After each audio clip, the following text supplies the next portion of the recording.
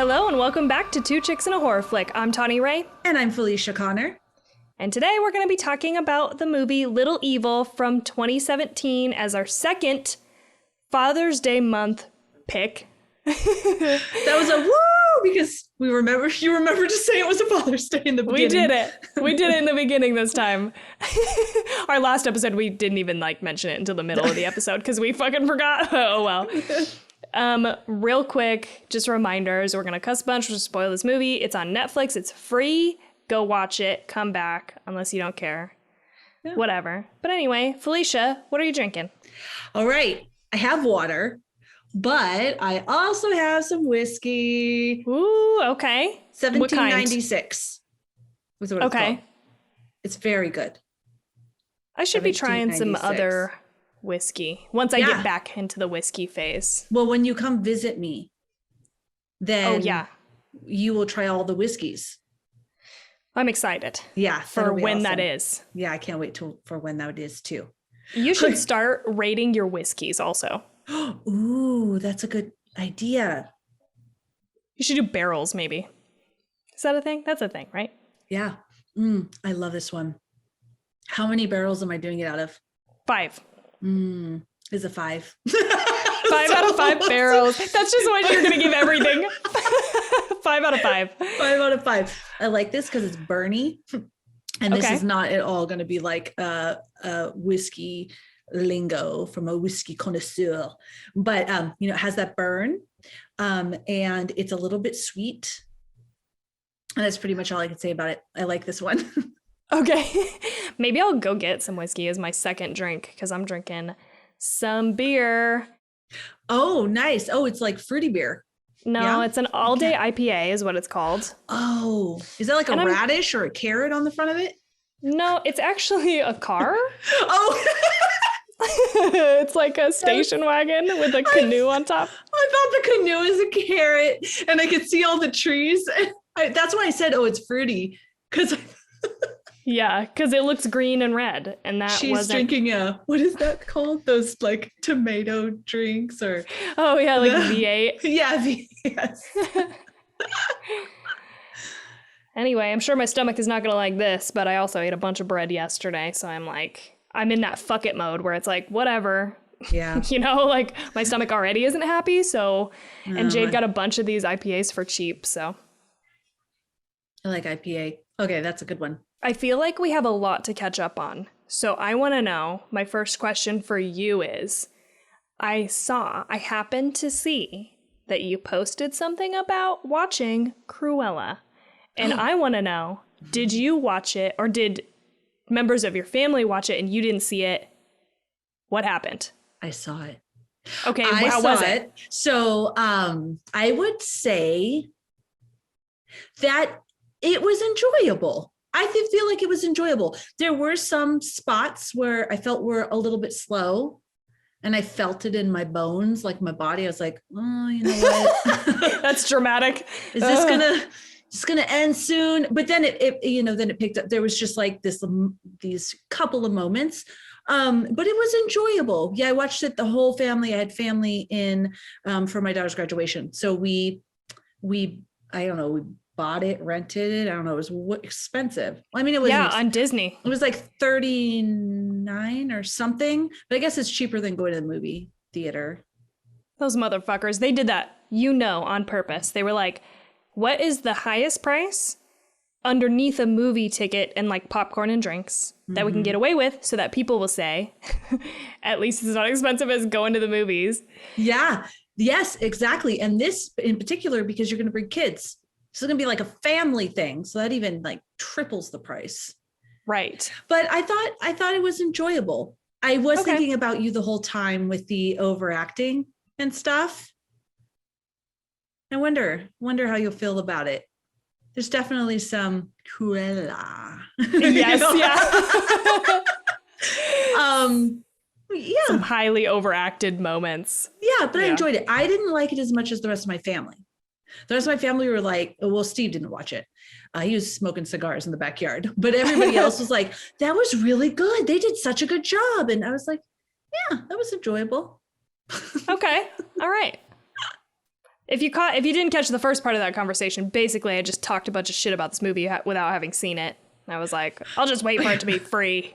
Yes, as soon as she said, "What's your name?" and she's Cruella, I was like, oh shit, Tawny doesn't like that. I think you'll feel that way in some parts of it. You're going to be like, I'm not a big fan of that. But overall, it was enjoyable. I kind of like the fashion aspect of it, like just in the trailers that I've seen, the clips and stuff. Like, I like that. That seems interesting. But like the rest of it seems just too much for me. But yes, we'll see. So that's my favorite part.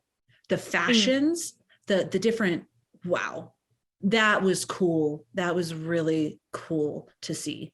So that's all I'll say. Okay. What else is going on?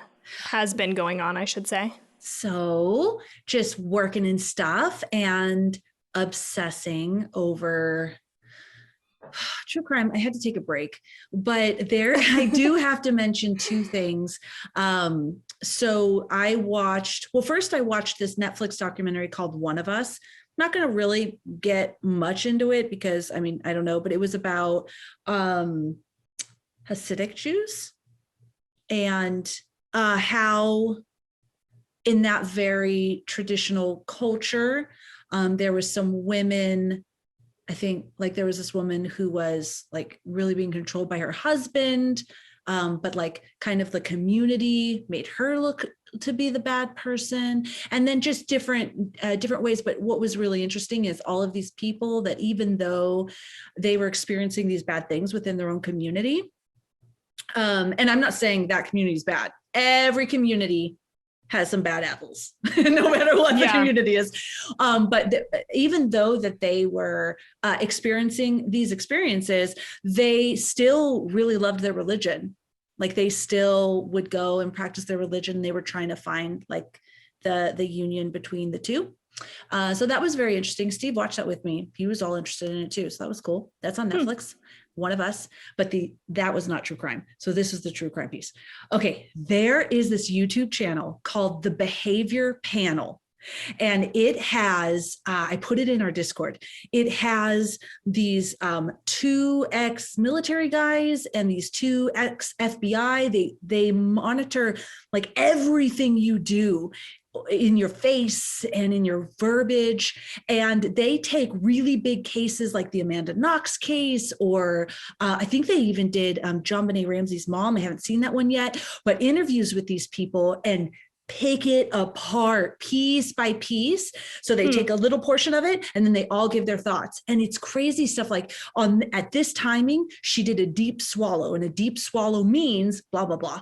At this, her eye is dilated. At this, you don't say things like this. If you're recounting a story, you don't, like, for example, if you're recounting something traumatic, you don't say, for example, let's say I came into the house and everything was ransacked. That's probably what I'm going to say. I walked into the house and like everything was ransacked. Everything was like destroyed. I'm not going to go, I walked in the house and I felt very nervous. I was very nervous and I looked around and it was eerie. And then everything I noticed was disheveled. And that is like some storytelling. I'm not really recounting something traumatic, like little things like this. And I was roped into that. Yes. Yeah. That sounds right up your alley. Yes, it was so interesting to see. And I was wondering what they would say about me. Like, I'm not a big liar or killer or anything, but I was wondering what they would say just by talking, like the things that I do. So anyways, that was super cool. It's called The Behavior Panel on YouTube. And I follow all of those guys now on Instagram. Okay. It's so interesting. Okay. And the last but not least, I want to mention, I was going back and forth if I even want to mention it because this is creepy. But I talked about Nick Crowley last time. It's a YouTube channel where he goes and looks for like the darkest channels on YouTube, right? Well, there's this one channel that I feel very disturbed by, and I'm not sure, like it's called, I'm just going to tell you what it's called. 00390. And it is so fucking creepy. So Nick Crowley, creepy in a good way or like no, a in bad way? like bad things are Okay. happening. No, you don't see. Okay, so it's Yeah, just sorry, keep going. yeah, no, that's good. It creepy in like, I guess, a good way if you're, well, obviously I watched it, so I was curious about it, but bad if bad things are really happening. So it's this person, I was assuming a man because of some of the voice, but he tapes I'm just going to say women that are drugged and asleep, or then he just tapes Ew. from far away women. Oh, I don't like this. These weird videos that are like, they reminded me of, and I think they're supposed to, of those mind control videos in like A Clockwork Orange.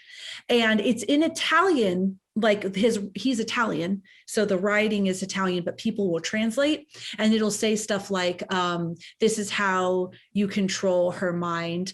Then he'll take videos like just practicing and he'll chop a chicken, or he'll cook things and he'll say what the ingredients are. And it's obviously a chicken. It's not like a human in there, but in the ingredients, it says all you need is a girl, like for the meat, a girl. And then what the vegetables are and shit like that.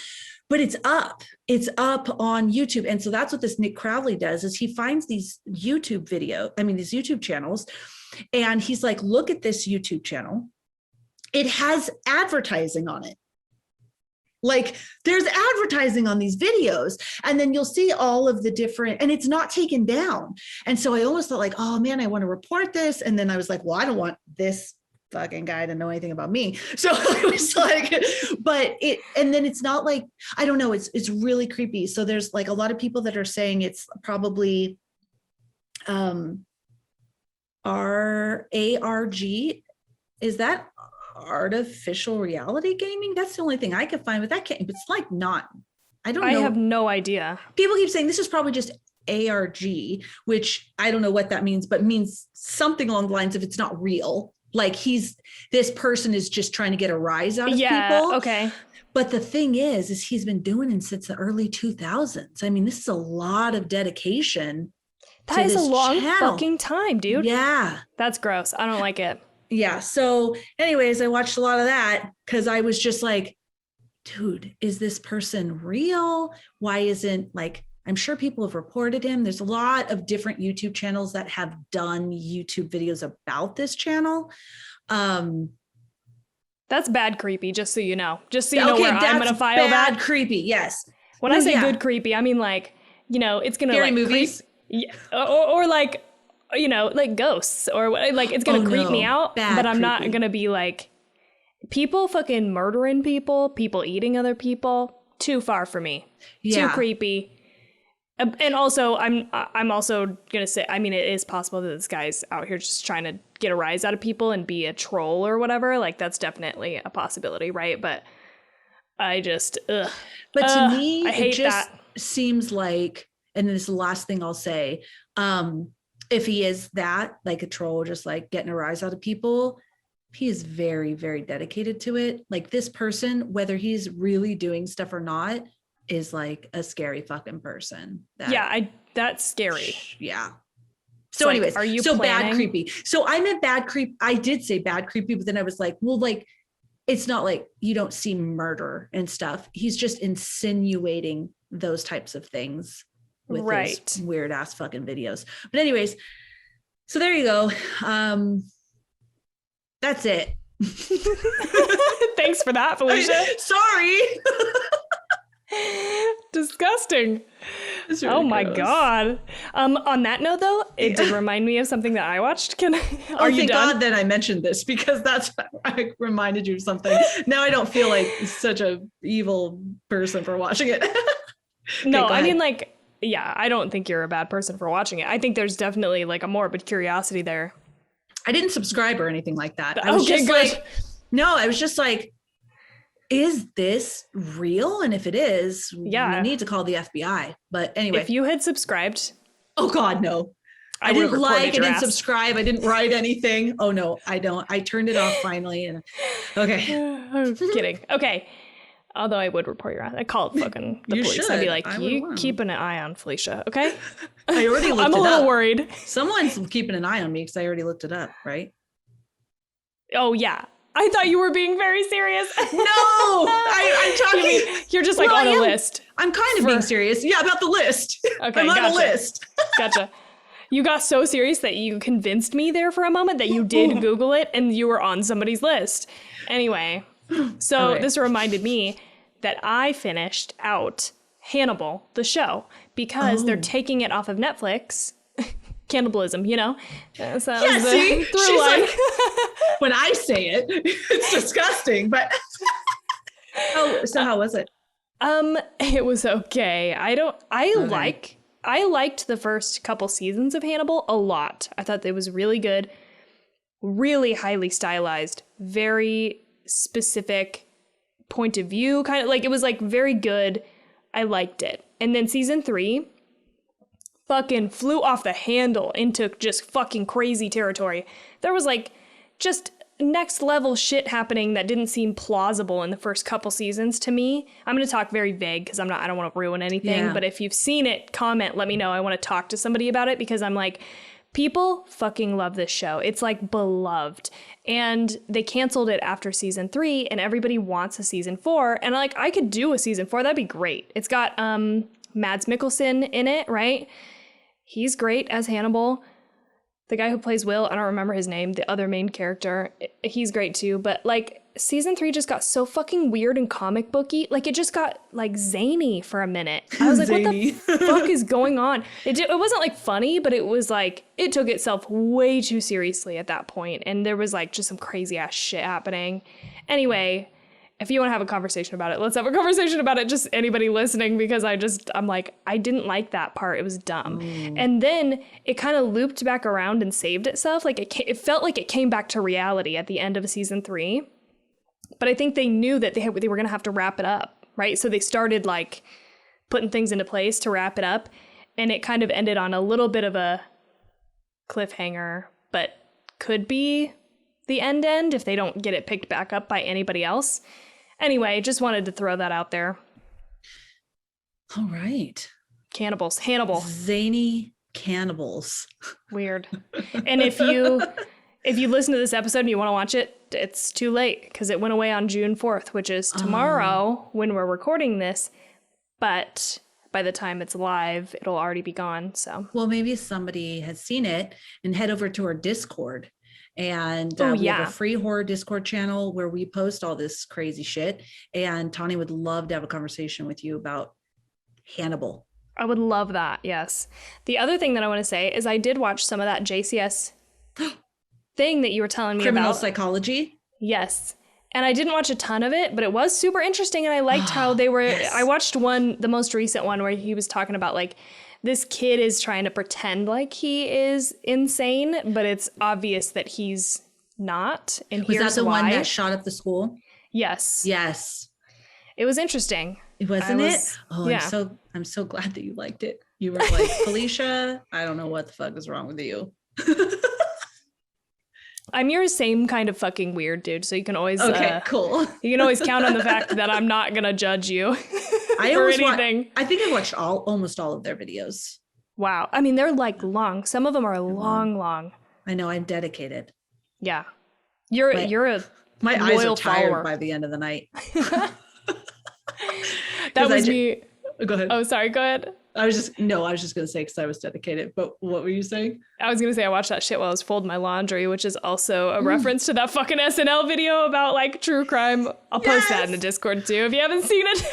Post in the Discord. That thing is amazing. And it is all the way to the baking shows. This is who I am. That's what's on our TV. And if you want to know what we're talking about, go over to our Discord. She'll post that Saturday Night Live skit. It's like perfect.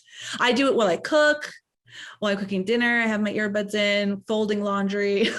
Yep, the whole thing. Yeah. Oh my God. Oh, I do want to say I'm wearing Horror Movie Crew t-shirt. Oh yeah, t-shirt.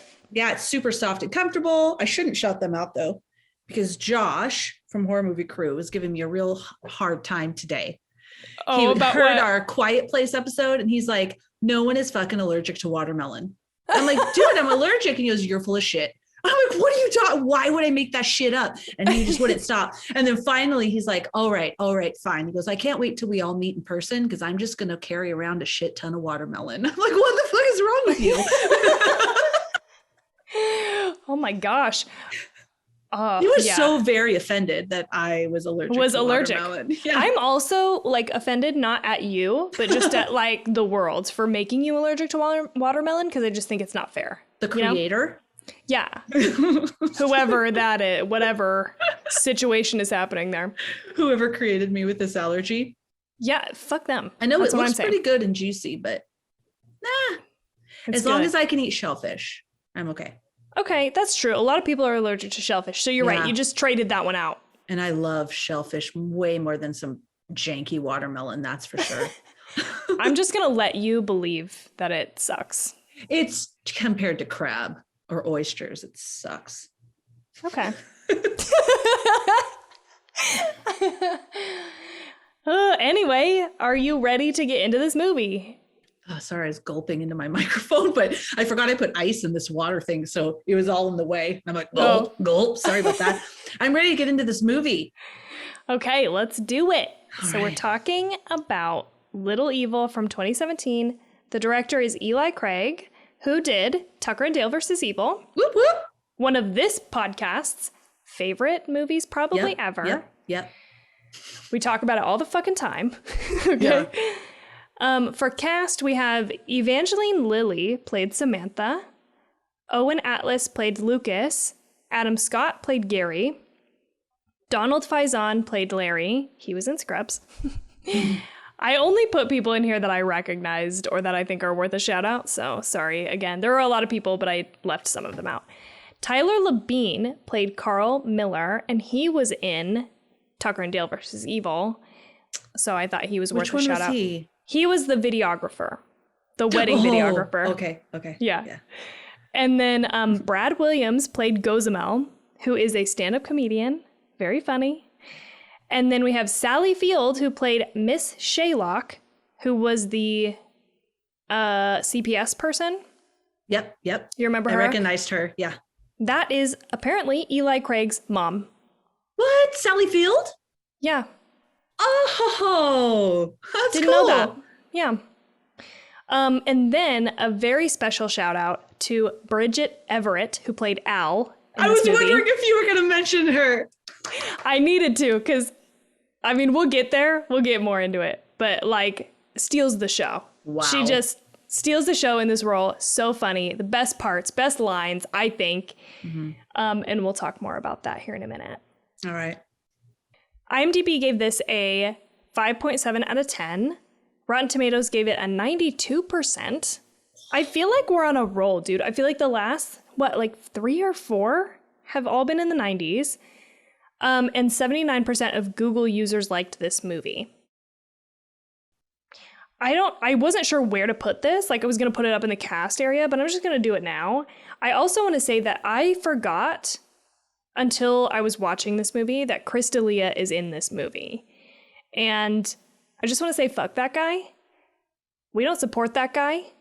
And I'll tell you why we don't support that guy, Felicia, right now, if you don't know. Because I don't even know who he is. She's like, she's looking at me and I'm like, whoa, but I'm loyal. Sure. So no, I'm loyal. If Tawny says that we don't support this guy, we don't. But I can't tell you why, but I'm about to know. We don't. You're about to know. And I know you so well that I knew to say this. Mm-hmm. And also I feel like, 99% of all the people in the world are also of this thought process. So this guy, in June of 2020, he was accused of sexual harassment, grooming, and solicitation of nude photos by multiple underage girls.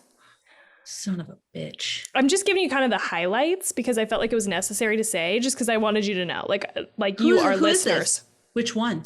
He was one of the stepdads. He's the one with the long brown hair. Yep. He had a couple lines. He wasn't in it a lot. He didn't have a lot of moments. I can picture him though. Yeah, you know who I'm talking about. Okay, yeah. So he's also a stand-up comedian and has had a couple specials and also a couple episodes on things. And in August of 2020, this is another note about something that I watched, so I'm just like rolling it all into one point here. He was cast and shot in a role in Army of the Dead, which just debuted on Netflix and I think in theaters at the same time, which is interesting. And so that's a Zack Snyder film.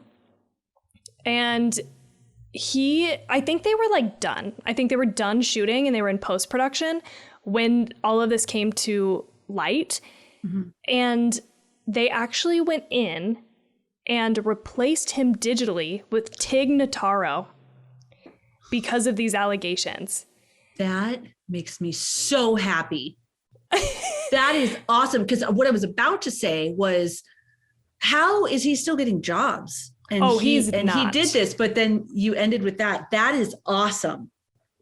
He got like dropped by his agency. Good. He had a Netflix deal in the works with some other comedian to do like a show, and they dropped that. Good. I think they pulled his specials off of Netflix. Yeah, like Good. It's like a whole thing. He has been erased at this point and is going through the court system. So, but I thought this was an interesting note because we just watched this movie and I knew about it, but Jay didn't know about it. So I waited until the end to tell him. And I'm sorry, I'm ruining this for you if you haven't seen it.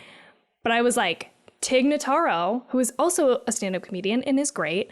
I was like, she wasn't even fucking there. They put her in post, I'm pretty sure, through the entire movie, which is fucking insane. So now if you watch it, you'll be looking for it, but it's Army of the Dead. Yes. It's a zombie. Like, you have you seen like the preview for it or anything, Felicia? I might have. I bet I don't remember. Okay. Yeah.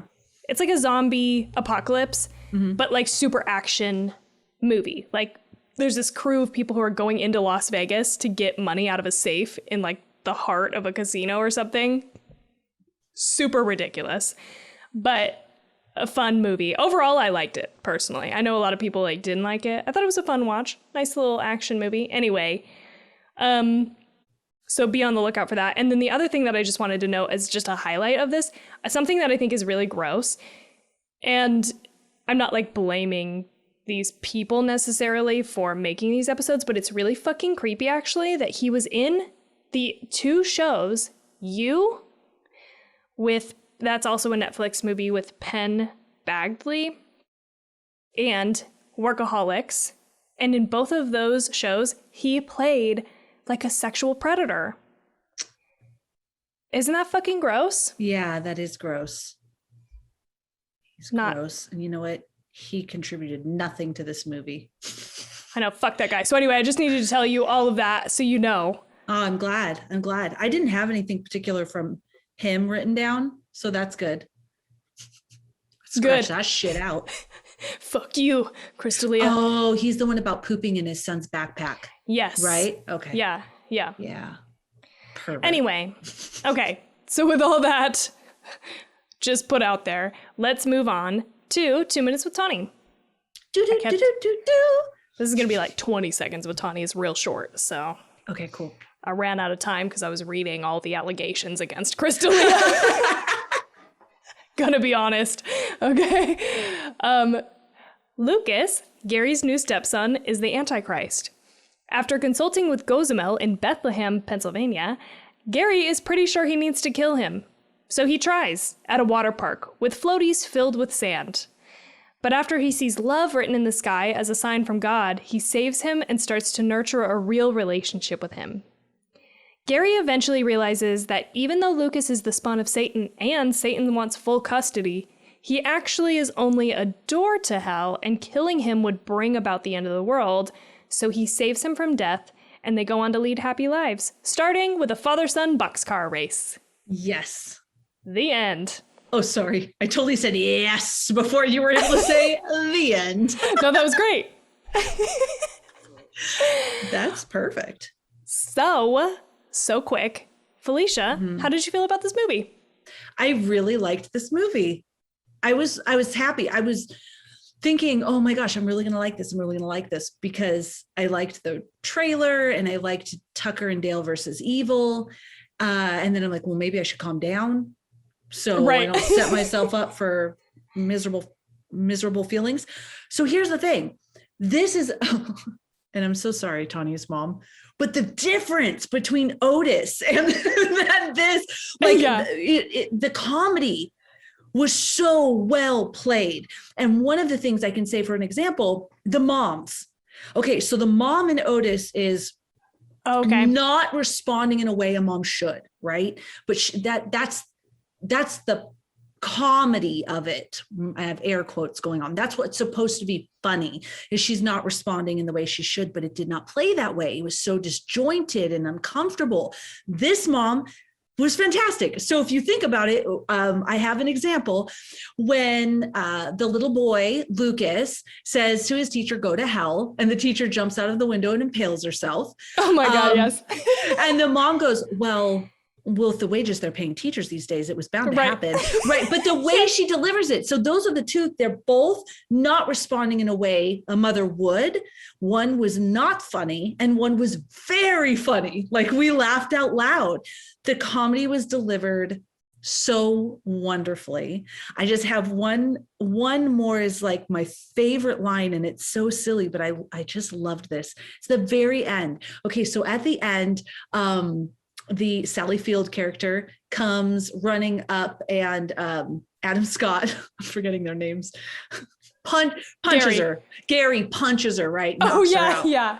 Okay, so then fast forward, and here comes the evil priest dude, and the wife, or the mother of Lucas, punches him, and he goes down the hole. And the one, I love this guy, the stepdad that had the glasses, that was kind of always kind of nervous of stuff, he says, they both punch really well. Like when people run up to them in churches. It was just like the smallest thing. And it was so fucking perfect.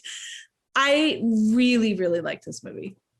Good. I'm so glad. I thought you were going to like it. I was like, I think just based on the fact that you like I can't ever fucking say this, Tucker and Dale versus Evil so much. I was like, she's going to like this too. Cause it's like the same type of comedy, right? Like it's like the concept itself is very fucking funny.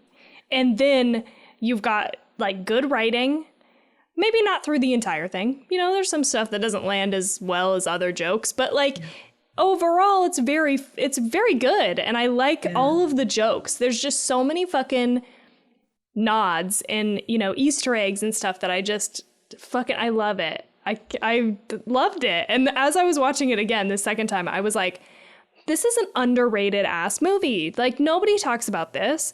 I think it's like fucking hilarious. I like it a lot. And, you know, maybe it doesn't reach the same level of Tucker and Dale versus Evil. I don't know. But it's in that ballpark for me, I think. It's just concept wise, it's very funny. And it just feels fresh. It's so good. It's way better than Little Monsters. Okay. Way better. Yes. The comedy lands way better. I think I agree. I was trying to think for myself. Do I agree with that? I think I agree. Yeah. Because Little Monsters I liked it a lot. I liked it more than you did. It. Yeah. And it was good. I just think it was good in a different way. I love the parody. The thing is, for me, comedy wise, parody is like top tier. If you're doing a parody of something, you've got my ass. Like, and the closer you get to it, the better. Just an exact, you know, version of that thing, but comedy, fucking love it. Yeah. So I think that's why I tend to like this more than I do something like Little Monsters. Because Little Monsters is its own story, whereas this is more of a parody in a way. Yeah, yes, you're right. Does that make sense? The little boy in the freaking Omen clothes. I know, he's in the exact fucking Omen clothes. Oh my God, it was so good. And since you brought it up, Al. I wish Al was my best friend, my aunt, somebody I had to see all the time.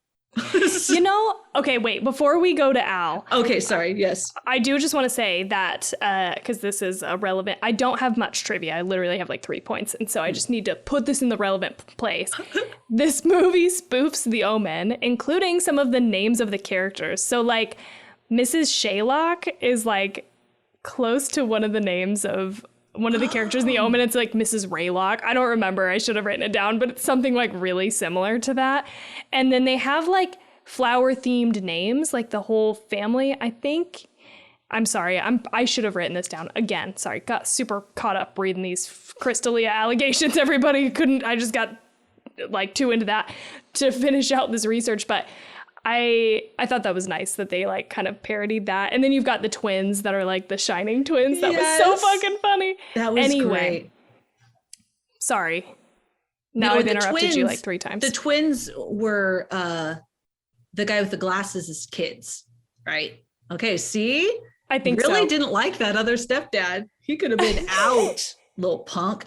But yeah, I really liked that guy too. I don't remember his name with the glasses. He said just very little things, but he was funny every time he said something. But Al, you know, and Al, I think this, I don't know because they like seriously just gloss over it in the movie, but Al refers to himself as a stepdad. So I think it's like, I was like, maybe it's fair to just refer to Al as he. I don't know. Yeah, it's very innovative is not that's used for technology. That's all that's in my head, but it's very inclusive, I guess. I don't know. Yeah, that's a better word. Because I said glossed over, and that like insinuates that it's like it's thrown out as a non like issue or something, but it's just very normalized. Normalized. Yes, Tawny, totally. I'm on the same wavelength as you. So like, I'm, the stepdad, and he, Gary does go, okay, like for a minute, but then it's done. It's done. Yeah. And so good. So anyway, I wanted to preface this conversation with, Al is the best fucking character, I feel like, of the entire movie. He steals the show, and I'm going to try really hard to refer to Al as he. And I'm sorry if I mess it up. Anyway, on to Al.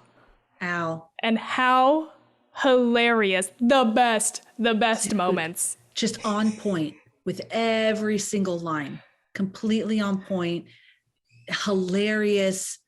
Just, you want to be friends with Al. Yeah, you're right, though. I like what you said earlier. Like, I want to be related to this person. Yes. I want this person at Christmas. Okay. Yeah. I have to see this person for all holidays and everything like that. Like, this person needs to be in my life. Yes. So funny. I love that moment. One of my favorite moments of the entire movie that cracked me up the second time, especially, is when he's like, I think you might have to kill him. They're having like a conversation at this like baseball game or whatever. And he's like, I don't know, I've been thinking about it, and I think you're gonna have to kill him. And he's like, kill him? And he's like, yeah, man, just put some sand in those floaties and push him down the water slide. He's like, just let nature take its course. Nature take its course. That makes 0 sense. Obviously, nature wouldn't do it that way. I don't know why, but that just got my ass. That was so funny. So good. And like Bridget Everett, I think refers to herself as she. Yes, and in real life, but played this character so well, and they put all of those aspects in it so well. Fuck, dude, so good. Also, I have another point of trivia about this. Tell me. Yes. So when Al is telling the group about his stepson, he says, let's put on some Rush. Put your hand on a speaker. You feel your heart. See if you feel something. I said, what are you feeling? He said, nothing. I said, that's America. He didn't get it. But the funny part is Rush is Canadian. I did not get that until I read it. I didn't either. Oh my God, that's so good. But I like the callback too later when they're in the monster truck. Yes. He's playing the Rush. Playing Rush. Oh my God. That was so hilarious in that scene as well. When, let me see real quick. Sorry. When Larry was, the other stepdad was saying something about his son. It was something batshit. I'm sorry. I don't remember what it was, but he was saying something that, he wants to kill him and stuff like that. Yes. Yeah. And then Al goes, well, at least he likes trucks. Like, it was just so butthurt about the trucks and his stepson not liking trucks. Oh my God. That part was so funny. That was one of the funniest lines, I think, also of the entire movie, is when he's when Gary is in this stepdad meetup for the first time, and he's talking to them, and they're like, I just feel like and one of the other dads, what's his name? Faison. Larry. Larry. Okay. Yeah, Donald Faison. Yeah, Donald Faison. Same guy. So he's like, you just feel like he's the Antichrist or something? Or this, is that what he says? Yes, the Antichrist? Or no, like an abomination from hell or something like that. Yeah. And he's like, Adam Scott's character, Gary, he's like, yes. That part fucking got my ass. It was so funny. I loved it when he said yes. And to take it a little further, when Victor, that's the character with the glasses, when Victor goes, you got nothing. I have 2 girls. Yeah, I got twins. I got twin girls. Oh my gosh. That was and then just to so see hilarious. them later as the Shining twins cracked my ass up. It was so good. I loved how they hint to this wedding so delicately but impactfully. You're like, there's just little tidbits here and there, and you're like, what the fuck happened at this wedding? Yeah. It's like, and then the wedding. Oh my God, the videographer, so good. That guy was so good. He was cracking me up. The freaking tornado. I'm just reliving this whole movie. Oh, sorry. Reliving this whole movie. The tornado is like, look, his hair's not moving. And he's like, well, maybe, maybe he has lots of hair gel. And he's like, there is a barn being ripped to shreds. And he zooms in and the kid is not any hair on his head is moving. Oh my God. That whole scene is incredible. He does so such incredible. A good job. And when he's talking about his I'm sorry, like he's this master filmmaker, is this wedding videographer. Yes, of course. That got my ass. He's like, I'm sorry. Do you? I don't remember what he says. Yeah. Do you think Martin Scorsese used a tripod? And then he goes to leave and he's like, and it's such trash. Like he needed a tripod. It's just like he's sitting in the crowd, in the wedding crowd behind someone's head video. Oh my God. And then he goes to leave and he's like, it's cinema verite. That cracked me ass up. It was so good. It was so good. It's man. What a great just piece of filmmaking. I feel like to include all of these like inside jokes, like not only are there hilarious inside jokes from horror movie fans and the background of all that. Also, this moment with the videographer killed me because it's like, you've got fucking video inside jokes. I feel like it was. Yes, it was so good. I loved how when they were in the school and he's like, oh my God, the dad, Gary, was like, oh my God, what did Lucas do? And they're like, he told his teacher to go to hell. He's like, okay, well, that's bad, but like, and then he's like, and then she jumped out the window and impaled herself. And just how they delivered that whole thing, I laughed out loud. Like, that's also one of my favorite moments because it's so like over the top and like crazy. That's what I'm talking about. When I like stuff that's funny and fucking way over the top and gory and like not gory because this movie isn't really gory. But like those two things like raise at the same level, and it's so funny to me that they're like, he's like, well, that's not that bad. He's like, and then she threw herself from a 4-story window and impaled herself on. It was so good. Oh my God, it was so good. And then he's staring at him through the blinds, and they like snap the blinds shut. That actually made me jump. Even the second time, it was so funny. I also liked how they portrayed towards the end Gary and Lucas bonding at the water park, because you could feel it.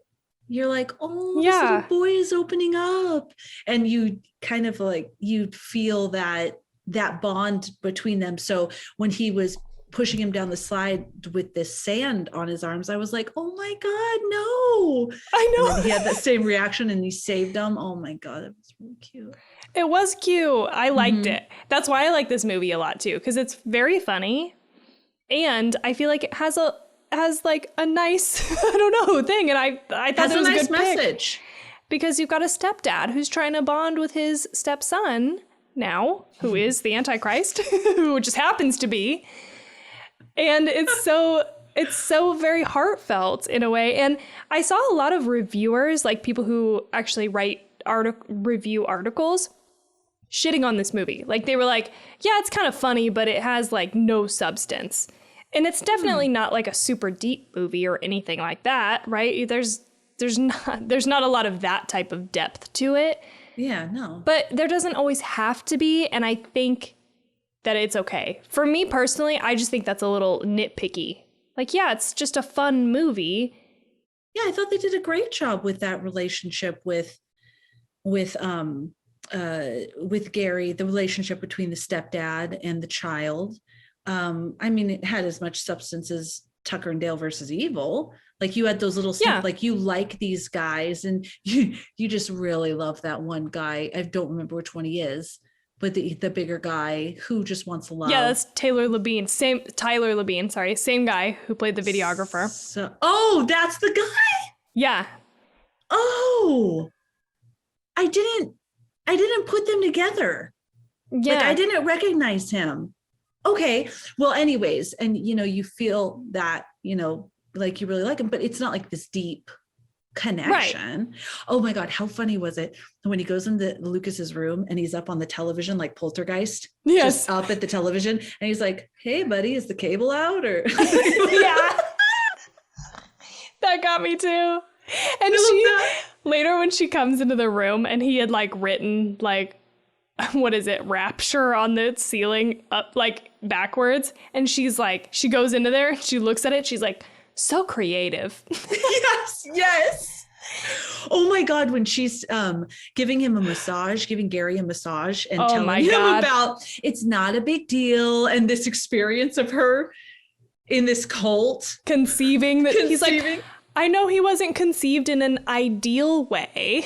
Yeah. He's like, how was he conceived? And then he turns over after the story and she's like, come on, you said that you wouldn't judge. She's like, and then they covered me in this warm red body paint. It was so good. It was so good. She plays, I think this is probably my favorite role I've ever seen Evangeline Lilly in ever. Like, she's not one of my favorite actresses.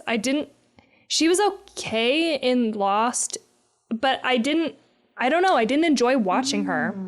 That's what she's from. I didn't recognize her, but she was in The Hobbits. I don't remember her from any of those.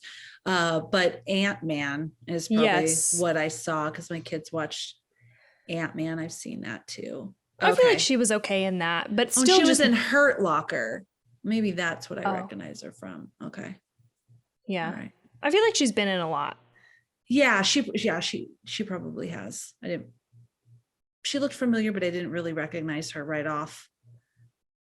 But yeah, I thought she did a good job too. Yeah. She was like born for this role. I feel like what you're saying, comparing it to other movies, she just delivers everything like in a very convincing and funny comedic way. Like, I'm like, why is she not in more comedic roles? I feel like most of the stuff I've seen her in has been very serious. Between Lost and Ant-Man has some comedy in it, and The Hobbit is very serious too, right? So it's like to have her in just the way you said that. And The Hobbit is very serious. Well, it is. No, it is. It's not a comedy. It's just The Hobbit is very serious. All of those words together made me giggle. But it is. It's not. It's a serious movie. Yeah, it's probably less serious than the Lord of the Rings. As I was saying that out loud, that's why I'm questioning. Like, I think The Hobbit got more probably zany. Zany? Yes. Yep. That's like my favorite fucking word. It's like the best word to describe what I'm saying, though. Anyway, I feel like she does a fantastic job in this. Yeah, she does. Really great job. That whole scene where they go to try to find Gozamel. And they're like, we got to find Gozamel in Bethlehem. And I think Gary's talking to Al and he's like, I can't just like leave the country right now. And then they see on the news something about Bethlehem, Pennsylvania. And so they go to Bethlehem. I just thought that was so clever. I don't know. Oh my God, I love that. Yeah. Because Al was like, man, I can't just leave because I got Little League. Right. And, yeah. And then it's Pennsylvania and they're like, well, let's go. Yeah, that was. And then even when they were at that grocery store and, oh gosh, what was that guy's name? The one that they went looking for. Hold on a second. Gossamer. So they were looking for Gossamer, and he comes out and he's carrying the groceries. And then he mentions the birthday of his son is 666. Yeah. And he takes all the stuff and throws it in the back of that woman's car. And she's like, "Thank you, young man." And then they start running, and Ali's like, "Come on, man." She's like, "Rock and roll, let's go." That whole thing was so great. I love that whole scene. And also my favorite part of this whole scene is when he's putting the stuff in the back and Al goes, he's like, "You're going to crush those buns."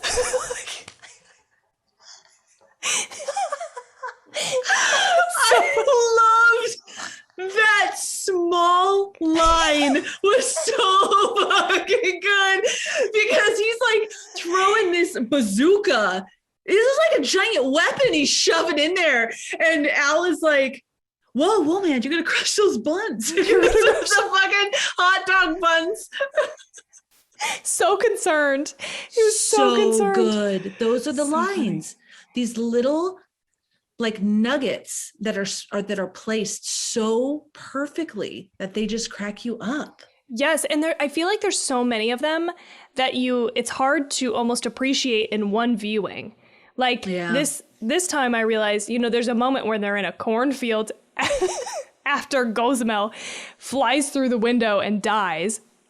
Oh, God, a horrible bloody death. And this is also like over the top. This is an over top moment when Gossamer is like, "You have to be the one. Like, you have to take it and kill him." It's so over the top, but it works. It's very funny. And Gary is talking to Al, and he's like, "We're in a fucking cornfield or whatever." And he's like, "Nothing good has ever come from being in a cornfield, Al." Yeah, Al's like, "Bro, you gotta relax, man." It's like, we're in a fucking cornfield. Nothing ever as good has ever happened in a cornfield. Yes. That could be like Children of the Corn. That could be Signs. That could be like any number. In the Tall Grass. The Tall Grass, any number. Yes. Oh, shoot. Even that. A Quiet Place. We just talked about A Quiet Place. Yeah. Yes. Yes. So funny. And Jade also cracked up. He watched part of this again with me when later there was I can't even remember what the conversation was, but Al goes about having the kid or taking care of the kid or whatever. He's like, "Takes a village, That cracked us up. Oh my God. This was a really good movie. I'm reliving it and laughing like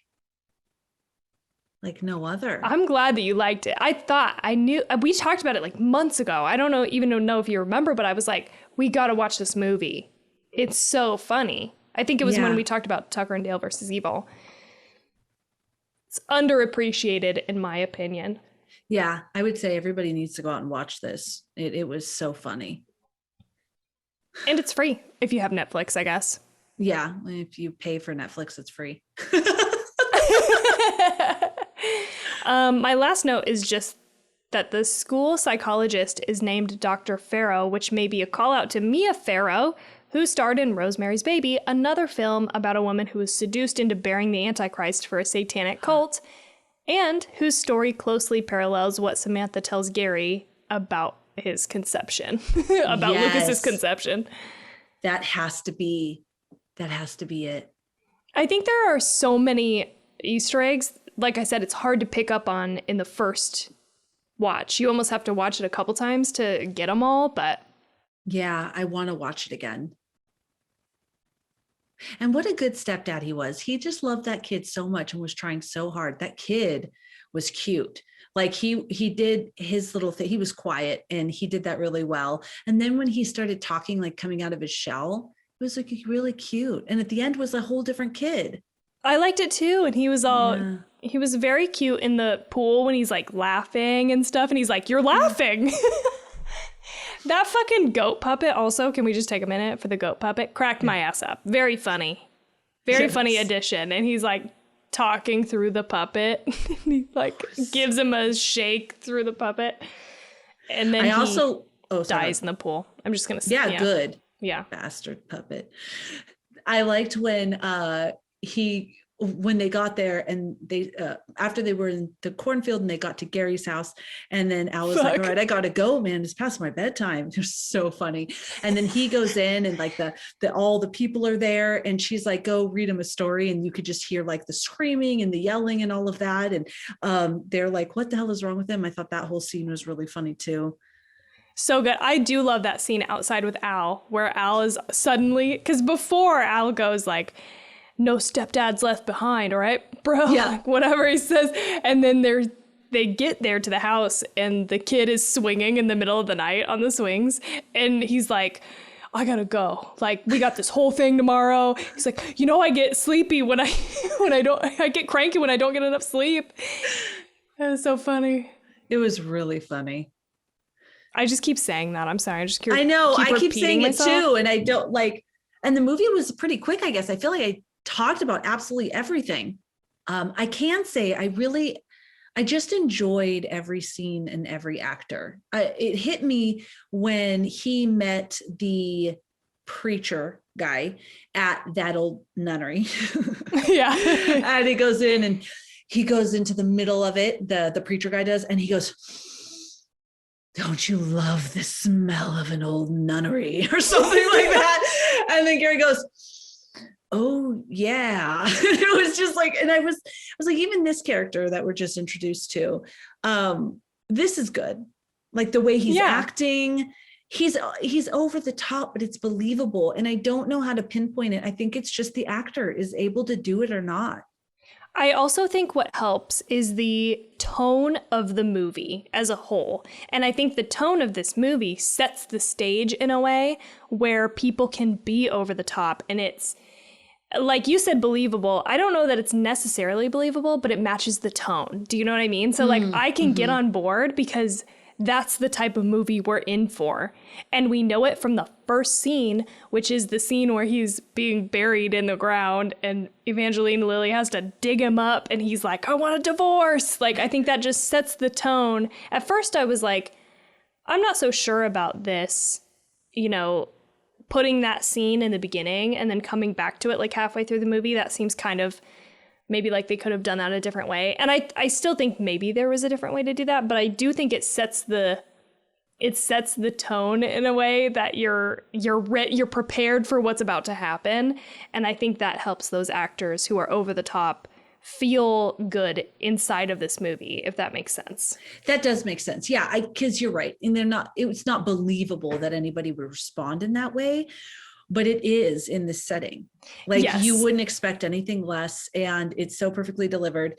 The one thing I do like about, I can see what you're saying. A good thing for me about the burial scene right in the beginning, when I saw that, I was like, what?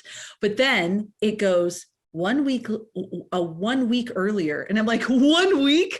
It was 1 week. All this shit happened in 1 week. That did catch me. And I'm like, okay, exactly what you're saying. Buckle up, because if we're at that point where this dad's buried alive in a week, I can't wait to see what fucking happens. I'm going to be honest. Missed that on this rewatch. I missed the 1 week later.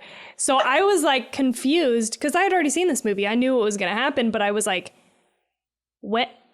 Did this happen? And then they got better. Even the second time I watched this, I was confused and I was painting my nails while I was watching this the second time. I shouldn't do that. I should just like pay full attention, even if I've seen the movie before, because I missed that. And you're right. That's fucking throw my criticism out the window. Well, I was looking hard for it too, because they had that. And then it was like the next day. And so I was like, okay, so how long ago was that? I'm assuming this isn't the next day, but nothing was happening. They're showing the street, they're showing the cars, they're going around the neighborhood. And I'm like, okay. And then the street sign. Yeah. The yellow street sign. And I'm like, oh, okay, this is great. The other thing that I wanted to say too, just like I thought this was very funny about the wedding, because they refer back to the wedding having this insane thing happen and they don't want to relive it and they don't want the videography, like the videographer's footage. They're like, we're just going to let that rest. We're just going to bury it. We're not going to look at it again. And then they have his birthday and they hire a clown and the clown like gets set on fire. That whole thing I thought was very funny too. It was a nice like semi callback to the huge event on the wedding. And everybody's just sort of like, this is bad luck, you know? Yeah. Or how about when Al goes, way to raise the bar, Gary. Now everybody's not every kid is going to want a burning clown at their birthday party. Oh my God. So that's it. We really liked it. And we ran through flipping the whole movie. Literally. Yeah. We ran through everything. I want to see it again. I want to see Tucker and Dale. I cannot say it either. Tucker and Dale versus Evil again too. Because dude, I loved that. Yeah, so I really like this movie. Were you gonna ask me what I wanted to rate it? Yes. What do you want to rate it? So what I want to rate this movie, and it's weird. I can't, these comedy movies, I rate against each other. Because there's movies, so let me share. I would like to rate this movie a 3.89. Okay. It's very specific, but the reason is I did like Tucker and Dale versus Evil more. Okay. From what I remember, I was laughing and laughing and laughing with that one. So, but I liked it. So I liked it a notch more. So I wanted it to hold that top spot. But I didn't want it to drop too low because I did like this movie as well. So I have a 3.89 because it's right under a 3.9. And I feel good about this. But there's other more serious movies. Okay, there's like The Wicker Man that I rated lower, but I had so much enjoyment watching that, but I don't feel like any of those other movies are in. I'm just rating the funny movies against the funny movies because they're in a different realm, in my opinion. I guess you could rate enjoyment of watching them. Yeah. So then I saw, like, let's say Trick or Treat, and yeah, I think I did like this a little bit, enjoyed it a little bit more, but it's hard. Does that make sense? It's different. Yeah. So anyways, I'm sticking to it, rating the comedies against each other, and it's a 3.89. Okay. You know, it's so funny. The audience can't see, but how serious Tawny and I take this. We have a Google spreadsheet that actually color codes itself based on the score you give. And then it calculates it to the right-hand side. It's like, it's the average legit. Score. Yeah. It's legit. We're I averaging. made that. Yeah. I made that. Tawny made it all. I did. So our first one, it doesn't do that. And then the second one, I added a number in there and I'm like, whoa, like literally all shades of yellow, orange, all the way up to red for the really low ones. It's legit. Okay. I feel good about this. All right. I'm going to give this movie a 4, which is also what I gave Tucker and Dale versus Evil, because I think I like them on the same level for like kind of different reasons. So that's where I landed. Great. That's awesome.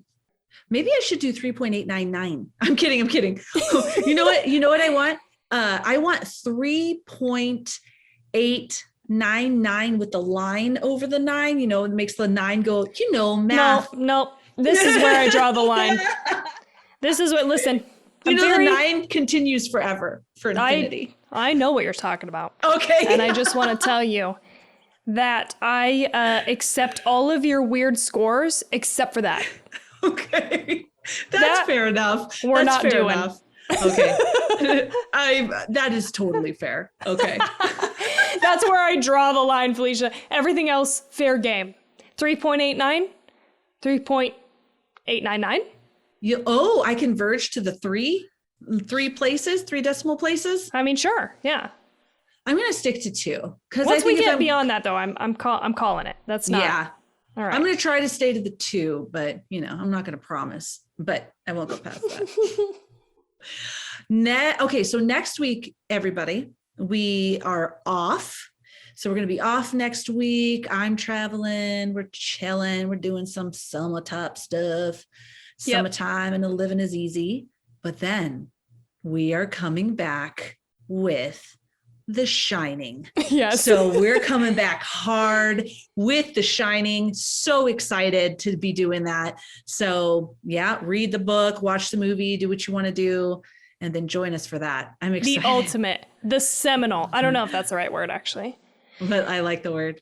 Me too. I don't know if it's right either, but let's do it. I try to write it in all the time, and I'm like, I don't think it applies. I gotta fucking... The seminal. It's like a bird, or it's like a military. What is it? I think it's probably a handful of things, but I think in this way of using it, it means like the first of a, like it's blazing a trail, like the pinnacle. Oh no, that would be first the top. of its time. Oh, the first of its time. Okay. You know, I did not know what seminal meant, because that's not what I thought. I looked it up because I wrote it in a episode description of ours at some point, and I was like, I gotta make sure I'm using this right, but I could be mistaken, could be mixing that up with a different word, so don't hold me to this, but I'm pretty sure that's the gist. Okay, yeah. I found, so we're packing because we're a little neurotic. We bought a home, right, that's being built. It's not even going to be ready till like the end of the year, but we're packing. And so I packed up all my Stephen King books. I have a ton, which, by the way, like brand new, never been read. We need to do a giveaway. So stay tuned for that. I'm going to talk to Tawny about it, because I have some great books and a lot of duplicates. I have this huge collection. I want to own every single one of Stephen King's books. That's my goal. And so I found The Shining, and I have it on my desk, and I look at it and I'm like, do I attempt this? Do I attempt to read this book before the movie or not? I haven't yet. It's a big undertaking, but yeah. How big is it? Well, no, it's actually not that big. It's only about that big.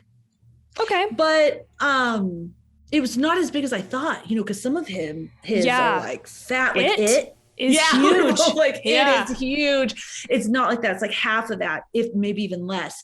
So I think like maybe I should. I don't know. Maybe I should. I mean, it gives me all these memories of being a teenager and curling up and reading these books and getting lost in his stories. Yeah, if you're feeling frisky, dude, I'm feeling kind of frisky. And my older girls are visiting their dad for the summer. So like, I don't know what that means. Oh, I have like I was down for it, whatever that meant. You're moving with me. When TT's doing her thing, that means, then I have some time to read. Because usually with 3 children, there's one need, then the next need, and then the next need, and then it kind of it goes around. Yeah. Okay, maybe I will. I'll start it and I'll see. I'm not going to promise anybody anything, but I mean, shit, if you don't finish it, whatever. I'm not holding you to account, okay? Nobody else is. It'd be cool though if I'm like, if you know what's in the book versus what the movie, and then but not to have the end. You know what I mean? Yeah. So we'll see. That's a big one. That's a heavy hitter. And you guys know, it's time for me to just remind you that I didn't like the first time I watched The Shining. Yeah, she didn't like it. She almost didn't let us do it this month. Yeah, I did. Because my husband picked it when we were all about, hey, let's let dads pick. And then we X'd that. Sorry, dads. But Steve had picked it, my husband. And I mentioned to her a couple times, I'm like, it's just like a dad movie. It's all like around a dad. Yes, that's why I said the seminal. It's like the dad fucking horror movie. Maybe it's not the first. Maybe that's not fair. But, I mean, like, you talk about fucking Father's Day horror movie picks. You cannot not do The Shining. You just can't. So. Yeah. So we're doing it. We're doing it. I'm excited. If you don't like it, it's okay. If you don't like it, it's okay. Okay. I'm the other end of the spectrum. I was the other end of the spectrum with that Little Monsters, I'm just saying, that wasn't like that important of a movie. Not as much. Just kidding. Not as much. I feel like I really dislike The Shining. But listen, here's my deal. Just so you all know, I'm going to try so hard to set my Jack Nicholson thing aside. That was my Jack Nicholson? I love Jack Nicholson, but I'm so used to Jack Nicholson in a comedic role, specifically Anger Management, because I've watched that movie probably more times than I've seen any other movie on the face of the planet. So it's really hard for me to set that aside and watch him be serious. I cannot take him seriously. So it ruined the experience for me.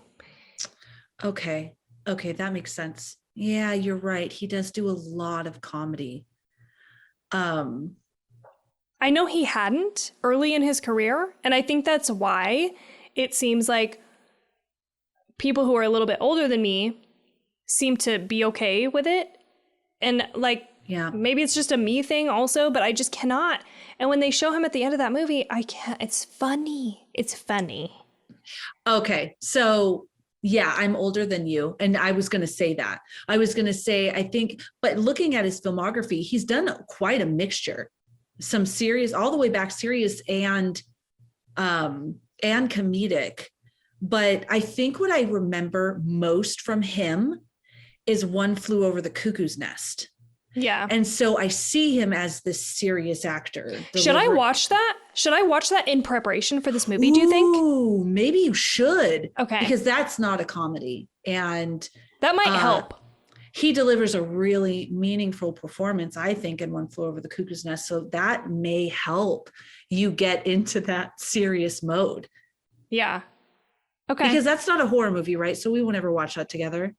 No. That's so good. I mean, unless we wanted to do it for a bonus or something at some point, but. Yeah. So then, watch that because I want to talk to you about it. Okay. But, and I have to say, I have not seen The Shining for years. I maybe was like a teen or a late teen when I saw The Shining last. So I'm hoping I'm not going to experience this Pet Cemetery situation. I don't think so. Even though I think before I might have said that I hate The Shining, I don't think I hated it. There were things that I walked away from the first time I watched it that I liked. So it wasn't a poltergeist situation for me where I was like, what the fuck is this? Like I was like, there are some, I don't think you're going to have the same experience because Pet Cemetery is so far on the rough end of the spectrum. I feel like when you go back and you watch it, you're like, wow, what the fuck? This is old, feels old, acting's bad, everything's bad. Yeah. But I think this is gonna hold up. Okay, cool. I'm excited. Steve is excited as well. He keeps saying, I'm gonna watch that movie with you. So, and he liked this as well. Little Evil, he liked it as much as Tucker and Dale versus Evil. He loved it. Good. I'm so glad that I can indirectly deliver some horror movies to Steve. It sounds like I'm being sarcastic, but I'm not. It gives me great joy. Oh, that's good. No, I like it too when he's open to it and excited because it's usually just me watching these movies. Yeah. And if nobody will leave the living room, I have to come here in the bedroom and watch it on this TV. We already talked about 2 episodes ago where everything is too real looking and it blows it for me. Yeah. The smoothing. Anyway. Well, that was so much fun. We hope you loved it too. Please do engage with us. You can find us. Our main hub is Instagram at 2 Chicks and a Horror Flick. You can also find us on every other social media platform. Same thing at 2 Chicks and a Horror Flick, except Twitter is at 2 Chicks HF. And what else? We're also on Reddit as 2 Chicks HF, but that's a new thing. Well, not really. It's just that you've never mentioned in our closing before. I think I have. It's just been a very long time since I mentioned it the first time, and I am not good about checking it. So but I just comment on some stuff here and there. Like, it's not like we post as that on Reddit. When people are like, I want a recommendation, I'm like, have you seen this, or this? That's mostly what I use that for. But you can also support the show by going over to our Patreon, or you can like and subscribe and send us a rating review on whatever podcatcher you're listening to us on. That would be awesome. It helps us get higher in the rankings and get seen. And that's it. So we Discord. Oh, you're right. I forgot about the Discord. We talked about it a lot, though, in this episode. We're going to post like 1,000 links, apparently, from this episode. And we are pumping this Discord. Okay, so I downloaded it on my computer. It's on my phone. I turned notifications on just so that I can be like, I am engaging with people that engage with us. Hell yeah. I'm not. It's hard. Yeah, I just finally changed the settings. I had originally set them to not notify people, and then I was like, you know what? I'm going to change it back to notify people when we post stuff in there. Because how are you supposed to write back if you don't see it come through? So anyway. We do all kinds of stuff in there, and it's open. Like I talk about true crime a lot. We have lots of different channels, and then we get ad channels. You want to talk about different stuff? Let's Hell talk. yeah. Let us know. We'll add them. All right. Yeah. So that's it, I hope. Like, did I forget something else? I don't know. Nope, that's it. And we hope you have such a good night with no nightmares.